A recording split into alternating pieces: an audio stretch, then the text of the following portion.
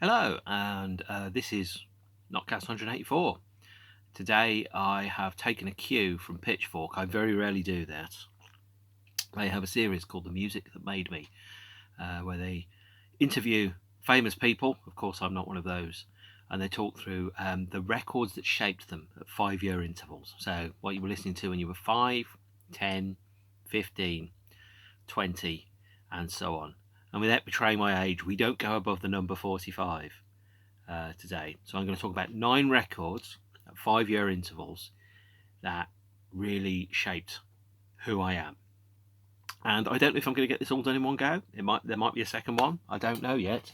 I have, by the way, put a mix up on Mixcloud. I will put the link down there so you can listen to these songs whilst I talk. Think of it as kind of like a YouTuber's commentary, or is the word vlogger? Terrible word, vlogger.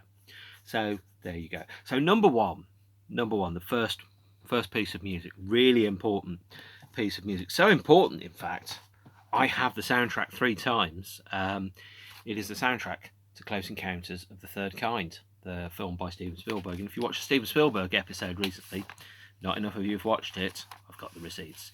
If you watch that, you'll know that I talk about the film Close Encounters of the Third Kind, and that it is my very favourite Steven Spielberg film. But also, when this came out, 1977, I wouldn't say I was obsessed with this film. I was obsessed with Star Wars, because Star Wars had wars in the stars. Close Encounters of the Third Kind, though, is the music from the film that is still, to this day, one of my very, very favourite films. And the particular track I'm going to be choosing from this is The Conversation, Side 2, Track 2. You know that song. You know that piece of music. It is the conversation between mankind and the mothership when we make contact with the aliens for the first time, using the 5 notes to communicate a set of ideas in the film. As a 4-year-old, I just thought, the guy that made Jaws and the Star Wars guys, mate, has made a film about alien contact. This is going to be mega, and it's going to have explosions. I was wrong. It was mega. There were no explosions. But the music by John Williams really shaped the film. And when people think about, who are the most important musicians of the 20th century, nobody ever really talks about John Williams, and they should, because John Williams is the guy that gave life and voice and air to Star Wars and Superman and Close Encounters of the Third Kind and E.T. and Jaws. You think of a major Hollywood movie in the last 25 years of the 20th century, John Williams has almost definitely done the soundtrack for it. He has shaped us. When you think of Close Encounters of the Third Kind, you think of those 5 notes. When you think of Jaws, you think of da da. And when you think of Star Wars, obviously, you think of all the themes in Star Wars, including the Imperial March, which doesn't appear until The Empire Strikes Back. When you watch Star Wars A New Hope, the Imperial March is not in it. So there you go. I have 2 copies of the soundtrack album. This copy I bought relatively recently for £3. It is an Italian version of it. But because it is one of the most formative pieces of music in my life, I thought I have to buy another one. And this comes in a beautiful gatefold sleeve. That's the moment. That's the one which, to me, this film introduced an enormous sense of wonder around reality, around the possibilities. Carl Sagan, the only thing that is, perhaps more scary than there being no life in the universe is the concept that there is life in the universe. The idea that there is something beyond this planet, there is something beyond humanity, whatever you want to call it, whether it's faith, God, a higher power, or whatever, that there is something untangible and unknown that mankind has yet to discover. And as they said at I think there was the credit at the end of Star Trek the Motion Picture is the human adventure is just beginning. And as far as I'm concerned, the conversation, the track on this is the one that indicates, mankind's ability to step beyond its own fragile confines and to explore the rest of the universe. And as a 4 to 5-year-old, I watched that film in the cinema, and I was like, my mind was blown. It really was, the very concept that there were aliens and we could make contact with them, and Star Wars wasn't just a film. It was, it was happening in a galaxy far, far away a long, long time ago. And even now, the light from a dead star, thanks Lush, is travelling its way across the universe to meet us. The music encapsulated all of that, and the fact that I lived in films when I was younger. I loved movies because movies gave me both a sense of narrative closure in a world that didn't make sense, and they gave me a sense of an understanding and a plot. There was a resolution. And you think about the standard narrative construction of crisis. Well, more correctly, you start off with stasis, you then go into crisis, i.e., someone's stolen the Death Star plans, and then you get the resolution. The Death Star's blown up. Everything's going to be okay. No more crisis, guys. You know, that kind of stuff. And that's a standard kind of narrative approach to anything, is stasis, crisis, and resolution. And I loved films. They were providing me a portal to a different world when I was younger, when the world that I was living in was unsatisfactory, to say the least. And of course, the conversation is almost definitely on YouTube. It's definitely in this film. It's on the soundtrack album. It's a piece of music that when you hear it, you will go, that piece of music, by John Williams. And John Williams is one of the most important composers of the 20th century, easily, I would have thought. When people come to go, well, who was the, you might go, well, the Beatles are number one, John Williams is number two. My votes for numbers 3, 4, and whatever are probably going to be different to everybody else's. The second one, and this is tied to 1983, although it probably came into my life more towards the 1984 era, is a track called The Beginning, from this soundtrack album, NOTCAST. Although there's 2 versions of this. The Beginning is the chapter title on the DVD release. It's an amazing film, NOTCAST, by Godfrey Reggio, made out of archive and documentary footage, and released in 1983. And I watched it for the first time probably around about 1985 or so, when it was broadcast on British television. And you imagine like a 10, 11, 12-year-old boy watching the film NOTCAST, and it was just far beyond my understanding of what a film could be. So before I saw films in the process of a narrative story being told using pictures, NOTCAST was something that was far, far bigger than that. It's a story of mankind from beginning to end, from us being in the caves to us conquering outer space. See a theme there? That's told without narrative, without words, but just in terms of visual context that addresses the whole of the socio-economic and political structure of society. And when I first saw this on a small television downstairs on VHS at my parents' house in suburban Birmingham in the 80s, it changed how I saw the world. I saw the world at that point as a series of complex interlocking organisms, and everything made more sense after I saw NOTCAST. I've seen NOTCAST in the cinema. I saw a cinema showing in late 1991 as an 18-year-old when I was at university in Leicester. And I've got to tell you, seeing this at 9 o'clock on a Monday morning in a cinema is quite an experience. Normally the time most people will be watching it would be about 2 to 4 o'clock in the morning, when they're coming in after a night out and they're just trying to get that come down before they go to sleep. But this is an incredible piece of music. It's an incredible film. NOTCAST, by the way, is from the Hopi language, and it means crazy life, life in turmoil, life disintegrating, life out of balance, a state of life that calls for another way of living. And that's a really important way, because I even as a 10, 11, 12-year-old, I looked at the world and I went, this world doesn't make sense to me. There's the harsh economic realities of capitalism was something that I felt very, very keenly at that age in my life, and I still do now. And I kind of watched it and went, I see the world in a different way thanks to this film. It's an incredible film. So there is the soundtrack LP here from 1983. That's a truncated and edited version of the score that is used in the film, because for some reason a film with 89 minutes of music didn't deserve a double album. It was re-recorded by Philip Glass on CD in 1998. This is the re-recorded version of NOTCAST. It is I prefer the original version.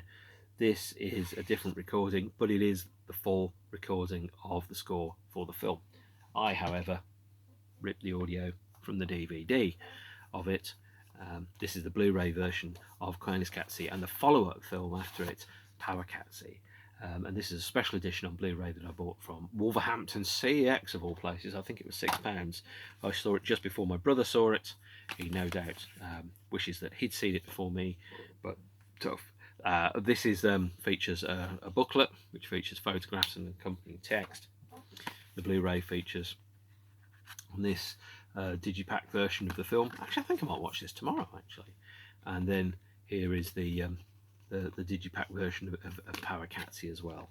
There's a third film in the series called Nagoi Katsi, which was released in 2012, and it's not quite up to the same standards, but together they form a trilogy that details, mankind and the way in which society is structured and how we experience it, life and how to live it, as that band REM once said in the song. Now we go to 1988 now, so we leave Kainis Katsi behind, and we go to a movie soundtrack, but perhaps not the one that you're expecting, because instead we go in 1988 to an album that I love, Pet Shop Boys, actually, and the song It Couldn't Happen Here. It Couldn't Happen Here. This is the American double pack that features Always on My Mind in it as well. It's still sealed, actually. I dread to think what will happen. I probably shouldn't open it. I've got a playing copy of Actually. I've got another copy of Actually as well. But this version, It Couldn't Happen Here. I've talked about the album by Pet Shop Boys, actually, in a separate episode, the number of which I've forgotten, but I will post a link to.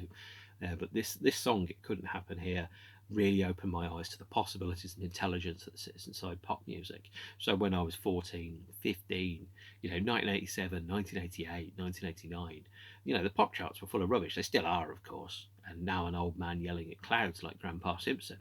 But those songs, I listened to those songs, and the songs that are in the charts, and to quote a now disgraced singer in some people's eyes, those songs said nothing to me about my life. I want to feel your body, or crazy for you, or whatever those songs are. Was it Dead Ringer for Love and all that stuff? I'm like, that song doesn't speak to me at all. Whereas the song It Couldn't Happen Here, and here is the 2020 Blu-ray release of the film It Couldn't Happen Here. So yes, it is technically a movie soundtrack, even if the movie soundtrack was never released. Although I do know a chap who had it on cassette, the promotional release that they played in the foyers of cinemas in 1988, and that cassette is now worth a huge chunk of money, it's fair to say.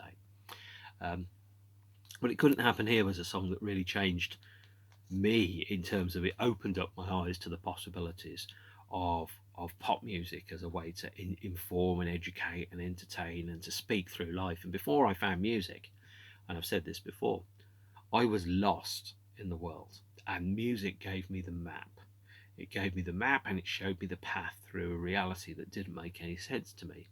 Look at the structure of society and how it's built and how it's constructed and how it operates. It didn't work for me. As a 14, 15-year-old, I was going, I don't understand this. None of this works for me. It seemed to me like a way of life that was a madness. And songs like It Couldn't Happen Here, songs that kind of highlighted a sense of tragedy, a sense of almost definitely a tragedy, but also it's a song that articulated, I think, for me very, very clearly, a sense that you didn't have to be satisfied with the world around you. Not everything was Debbie Gibson and fluffy bunnies. There was a darkness, and that's how the light gets in. And there was a sense of a world that was deeply unsatisfactory, and they were questioning and pushing at it and going, we want this life to make sense. And the whole of the Actually album, but specifically the song It Couldn't Happen Here, around how a world that you thought existed in one way had actually been perverted, and the way in which you thought, well, it couldn't happen here, could it? The world that we live in could be the best of all possible worlds, according to an optimist, but the pessimist could also fear that the best of all possible worlds is also the case. And then you listen to It Couldn't Happen Here, and for me, I suddenly thought, no, pop music is an art form that's up there with poetry and film and Shakespeare, and it's not just bubblegum. There's real meat in there. And after that, of course, I went and bought all those records that are behind me now. So I think probably Pet Shop Boys Actually is the most expensive record I ever bought. But it saved my life at the time, and I didn't even necessarily know that it needed saving.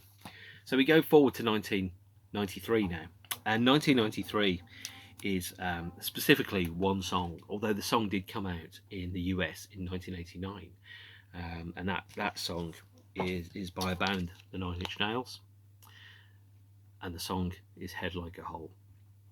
I have to be really open about this, and I'm going to continue to be open about this because it's my story as much as anybody else's. Pretty Hate Machine is an incredible album, but it's a very difficult album for me to listen to. It's the song and the album that soundtracked my first adult relationship, which ended disastrously, not through any choice of my own. And whilst I'm aware that the relationship had run its course, it didn't last particularly long. It certainly wasn't particularly good, and it ended certainly not very well at all. To find out that the first girlfriend that you'd ever had was cheating on you with somebody that you thought was a friend of yours it's a really painful experience. It's a painful experience at any age, let alone when you are 17, 18. And it didn't break my heart because that person in that relationship was not significant enough to me for that. What hurt more was the betrayal that had been bestowed upon me by other people of trust and honesty. And so the song Head Like a Hole is very reminiscent of that. I love that song, I really do. And even if I hadn't got all of the emotional baggage that comes with that song, it still would have been in here, but it has a different resonance and a different meaning. Head Like a Hole.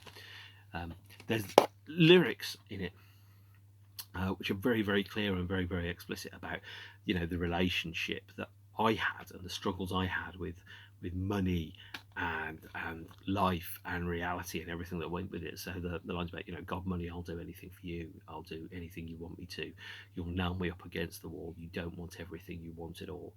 It's for me, that's very much how I felt around the inequities of capitalism and that the scars and trauma that provides upon you, but also on top of that the extra layer that came with the betrayal. And the other part of that, which is quite formative to me, is around having agency, destiny, control, the ability to make decisions for yourself and to follow them through. And so the line about head like a hole, black as your soul, I'd rather die than give you control. At that time I was let's say 1989, 16, 17, 18, and all the way through I felt powerless in a world that only valued money and money as the instrument of power, and I felt disenfranchised, ignored, and sidelined and alienated by society. And I thought, well, I'm young and smart and full of ideas, and I've got a lot to offer the world, and the world won't listen. It's not interested. It's only interested in how it can exploit me. It's only interested in how much power it can exert over me and how much control it can have over me. And it's only over time. I certainly wasn't probably old enough or astute enough to really grasp what that relationship was and how that relationship worked, that relationship between me and money and power and control and capitalism. And Head Like a Hole is a song that to me kind of just wrapped all of that up alongside the fury. I didn't want to be incredibly rich. I just wanted enough to be able to breathe, and it felt like I was drowning, like I was trapped under ice, and I could see the other side, and the only thing that was stopping it from me having a life that wasn't constantly consumed by the mental scurrying and the sheer mental labour of being dirt fucking poor was money. And so Head Like a Hole is a song that captured both the end of that relationship that was was poisoned by other people's actions, but also by the the unfair power dynamic that there was between money and power and control. And Nine Inch Nails at Goldwyn's in 1991, the penultimate show on the Pretty Hate Machine tour.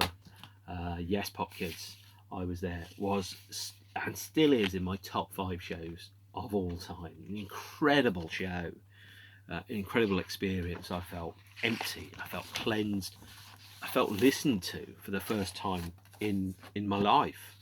You know, the first time where somebody kind of listening to those songs and seeing those songs played live, I kind of felt not validated, but I felt heard in a society that had you know, sidelined me. This is the 10-inch single version of Head Like a Hole.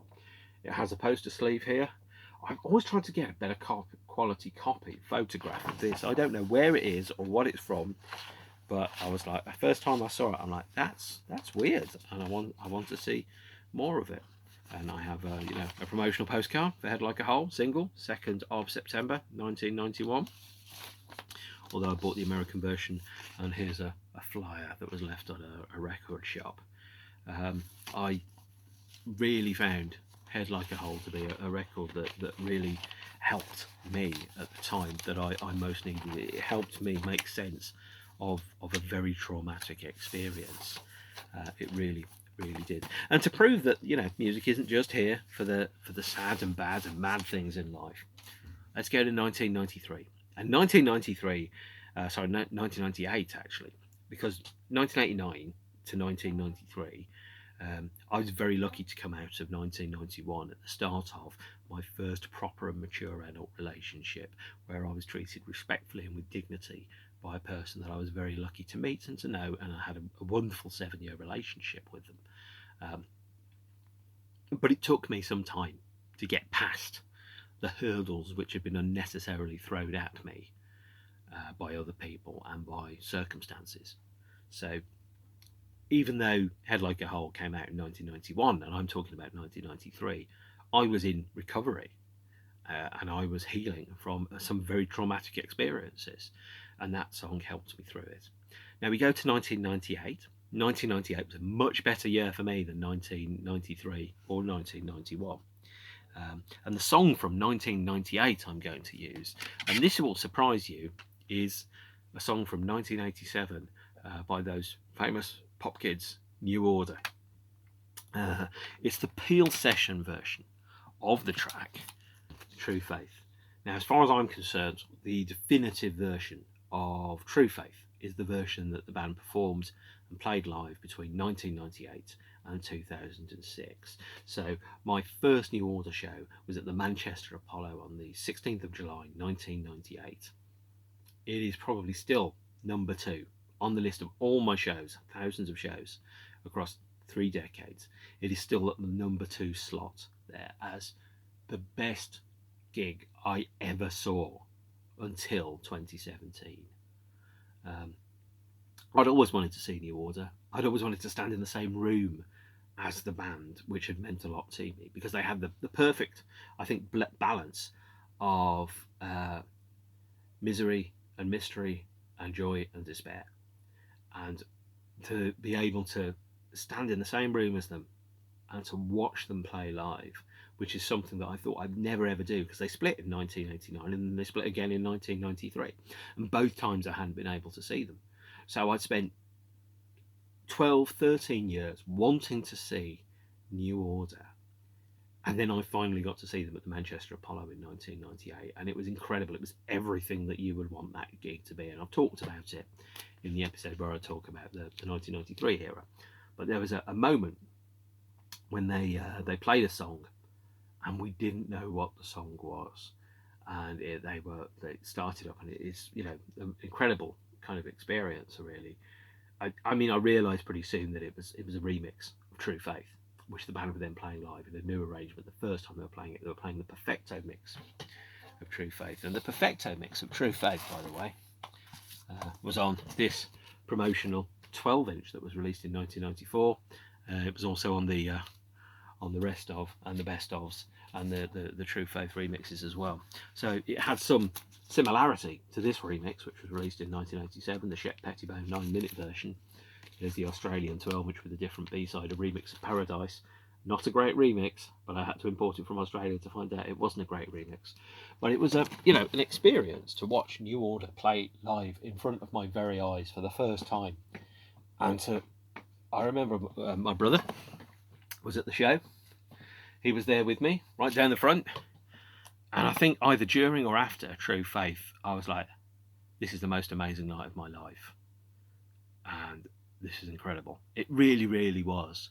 Um, and one of my top 5 gigs of all time was when they played the Reading Festival 6 weeks later. Now, my girlfriend said, "Why are you going to see New Order again?" And I'm like, because I haven't seen them for 25 years. I want to do some catching up.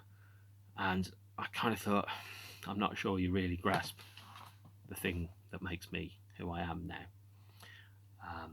And that might have been the question where it started to plant the salmon of doubt about that particular relationship. But they played Reading in 1998. That's still in my top 5 shows of all time.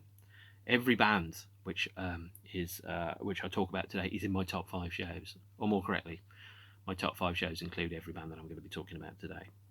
But Reading, 1998, incredible show, and the DVD is like brilliant, but it's still only a fraction of what it is. Now, if you want to hear the 1998 version of True Faith, the Peel session version here on the Sessions album from 2004, recorded in the studio in 1998, is both the definitive New Order performance, and in my opinion, if you're going to try a new CD player and find out what its dynamic range is like, this is always the first thing I play, because it then tells me what the quality of the sound is during that show. So yeah, the Peel session version of True Faith from 1998 is my song of 1998, even though it is, of course, 11 years old. Let's go to 2003, Pop Kids. And 2003's choice is actually a song that was released in 2002, but it's a song that soundtracked my 2003. It is Underworld, and the 2 months off single. That was the first single from the album that was released.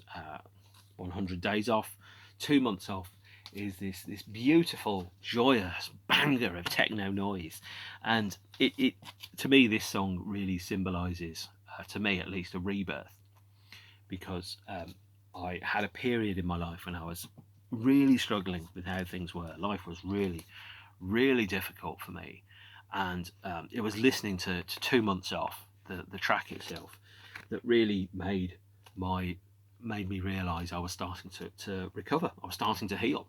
So it's not that I went off Underworld, I just didn't listen to them very much. I bought the records, but every time that I listened to them, they didn't really touch me the way that they used to do. I didn't really get that sense of joy that I used to have when I listened to it. So I used to listen to Underworld, and there was a sense of euphoria, of discovery, of Sonic Chocolate, of just listening to it and going, this is changing my, it's the sound of pretty much joy on a black or silver disc, and it's euphoric.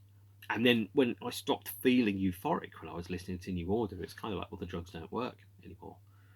Because I was trying to feel joy and amazement and happiness, and when I wanted to listen to it, this was one of the things that, especially Res Cowgirl, those 2 tracks were things that I listened to and I went, I feel better, I feel happier, and for a very long time it didn't work, but in 2003, I was listening to this and I was like, it's working again. I'm starting to feel joy and happiness. My barometer of whether I'm suffering, struggling, or depressed or not is not, do I feel depressed? It's, do I feel amazing when I listen to Underworld's Cowgirl? Because if I don't, then I'm really got to worry, because it's one of the most euphoric things that I've ever heard.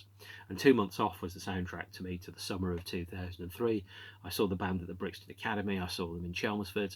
I saw them a number of times, and I had that sense when I was watching them of, this is the only place in the world I want to be. So when I saw them at Chelmsford, I think they were on the same time as, God, I can't remember now. It wasn't the Foo Fighters, it was somebody else. Red Hot Chili Peppers. They were on at the same time as the Red Hot Chili Peppers. And firstly, who the fuck wants to listen to the Red Hot Chili Peppers? As Nick Cave says, there's always a radio playing and the music is always terrible. And every time I ask, it's always the Red Hot Chili Peppers. So sorry, Red Hot Chili Peppers fans, your band sucks.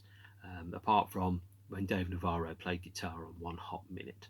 And even then, it only sucked slightly less. But I had the option to see Red Hot Chili Peppers or to see Underworld. And Underworld were playing in a huge field, but there were significantly less people. There were maybe 3,000 people in that field compared to the 60, 70,000 that were listening to Sog Rock.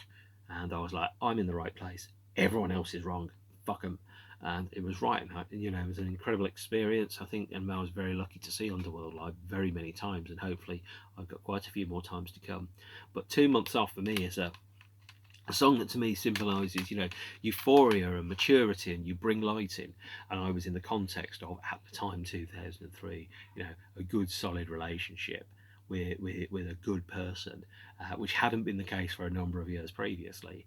And I just really felt that my life was pointing in the right direction, and great things were about to happen, and that I was going to go and meet someone great. And the song from 2008, oh, this is so slick, I hadn't even rehearsed it, is Someone Great by LCD Sound System. So at this point, I'm in my 30s, and I've moved, I've got a mortgage, I've become a father. And my career is, when Someone Great came out, my career was struggling, but I had a superpower. And that superpower was that I had met someone great, someone who, to me, was all the things that I was hoping for. There's that sense of feeling, breathlessly excited, and at the same time utterly content, and knowing that you can sit next to somebody and ignore them for hours on end, and it's the most peaceful silence that you've ever heard. And at the same point, you want to go and explore mountains and new worlds with them. And Someone Great comes from the album Sound of Silver. And Sound of Silver is a very clever album. LCD Sound System, much like my next artist I'm going to mention, by the way, what were people that had come to being commercially self-sufficient and successful at a time when they were older. So, we're not dealing with 17, 22-year-olds that have become famous. You're dealing with 30, 35-year-olds, people around my age. They've lived a bit, they've got the scars, they've got the experiences, they've got a maturity, and that means that when their music becomes released, either as outside of a band context or an LCD Sound System, as LCD Sound System, they've already gone through all the growing pains which you haven't seen or heard. Their rhymes are fully formed, mature, self-actualized kind of thing. When I got to the age when Someone Great came out in my mid-30s, it was a song and an album that to me felt like arrival. It felt like maturity. So you spend some time in your 20s being very drunk and making a tit of yourself, and making mistakes, etc. But then you get to a point where you go, actually, and finally I've arrived. This is who I am. This is who I want to be. And Someone Great is part of that. So Someone Great by LCD Sound System. I love LCD Sound System, and I know plenty of people do love them as well. But the thing for me is, they're just a great band that really kind of covered all the things that if I was in a band, we'd probably sound like LCD Sound System, and it'd probably be me and a bunch of synths pretending to be a band, And the lyrics on this are just gorgeous, really. I can't pick out a particular stanza or a line or anything that is particularly better or worse than anyone else. But to me, Someone Great is, the sound of an adult person meeting someone great and falling in love. And just, it was a wonderful experience, and I recommend it highly to everybody, of course. But obviously, if you've met that someone great, don't do it again, because that means that you'd have to split up with the someone great there. But no, fantastic track. And as I was talking about, age and maturity, and growing into yourself and all the things that you're about to become, we go to my artist from 2013. I have talked about this album and this song elsewhere, but it is John Grant's Pale Green Ghosts, the song itself. And it's John Grant is phenomenal. He's got this wonderfully droll sense of lyrics and this beautiful rich baritone voice, and he crosses that with both music that sounds like John Carpenter, which is perfect for me, and at the same point heartbreakingly sad ballads. Pale Green Ghosts has three of the finest songs I've ever heard on. I'm going to pick the title track for Pale Green Ghosts primarily because it's probably the most representative one of the ones I'll talk about. I could have picked It Doesn't Matter to Him. Wow, what a song that is. Or You Don't Have To. But I'm going to go for the Pale Green Ghost title track, because it's a song. Now, when I hit this age, I was having a rough time. work-wise, things were not going the way in which I thought they would be. My health was suffering. My hair, as you've already worked out, has decided to leave me before any of my girlfriends or my jobs had done. So I was really starting to feel very much that I wasn't young anymore. I couldn't extend out the adolescence of being in my 20s or my 30s.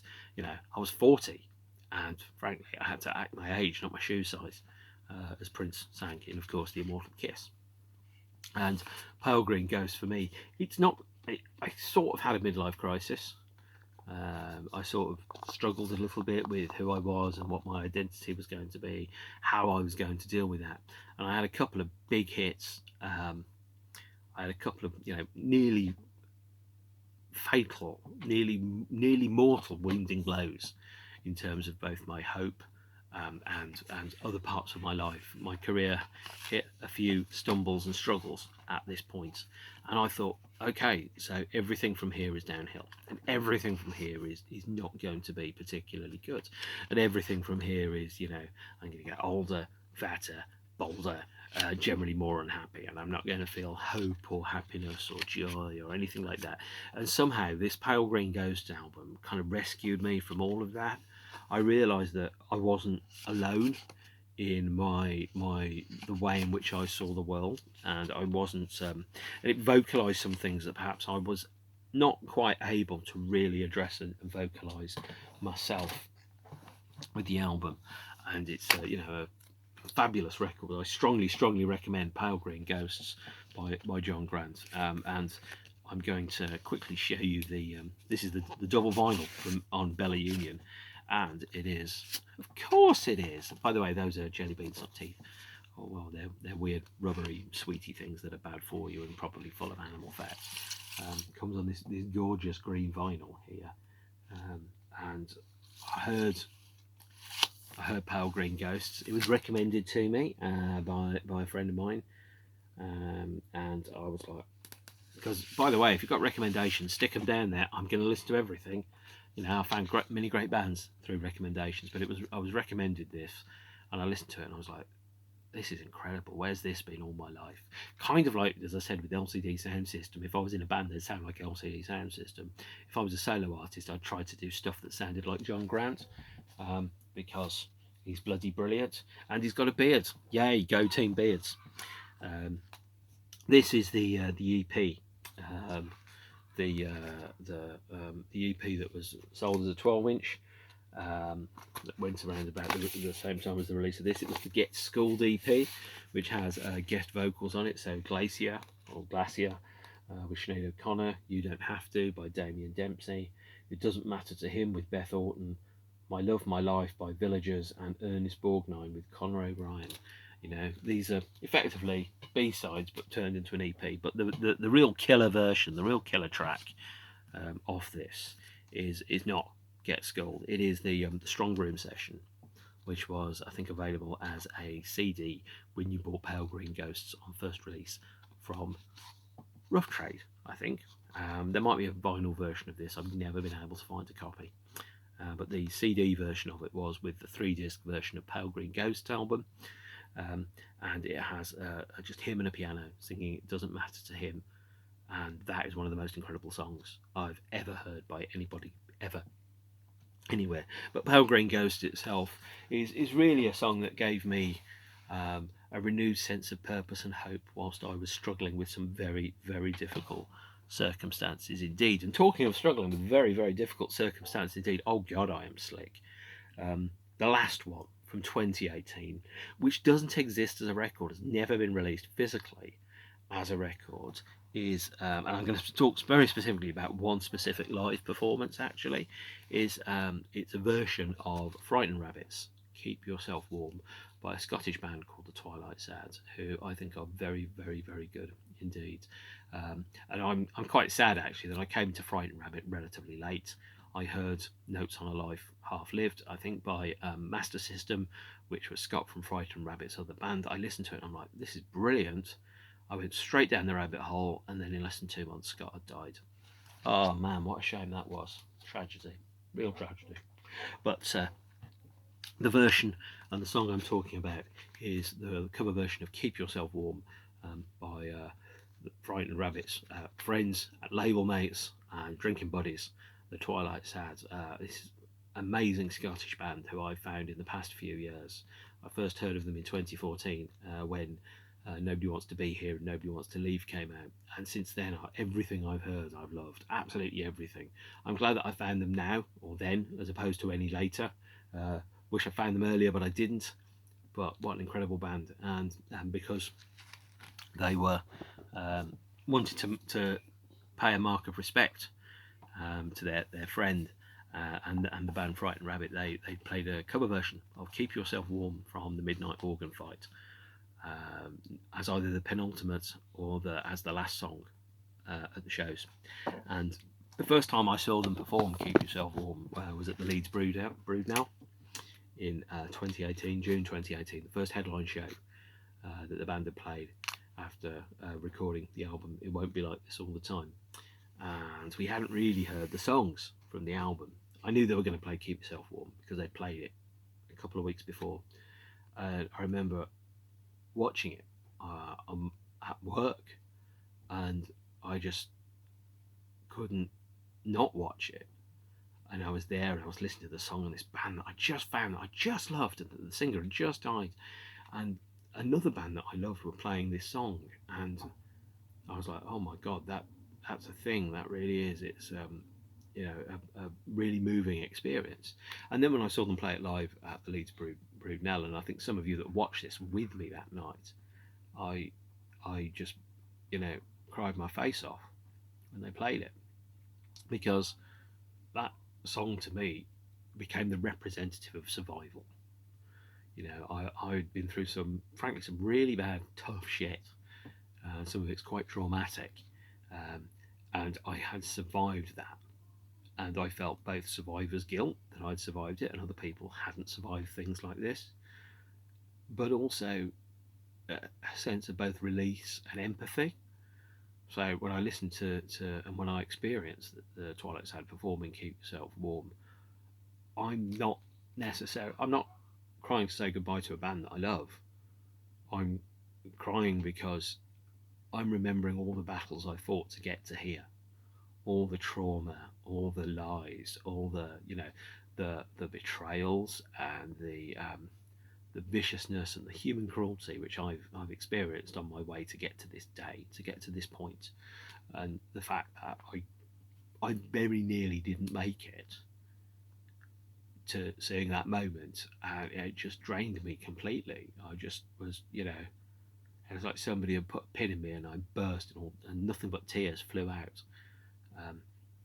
And I just felt both a sense of just really, relief, almost like a giddy euphoria that I made it here, that every attempt that people had made to try and destroy me or besmirch me or to, reduce me in some way had failed.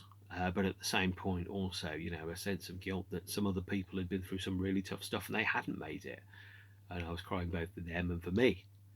And every time I've seen the band perform Keep Yourself Warm, every time it always hits me in exactly the same way and exactly the same feeling.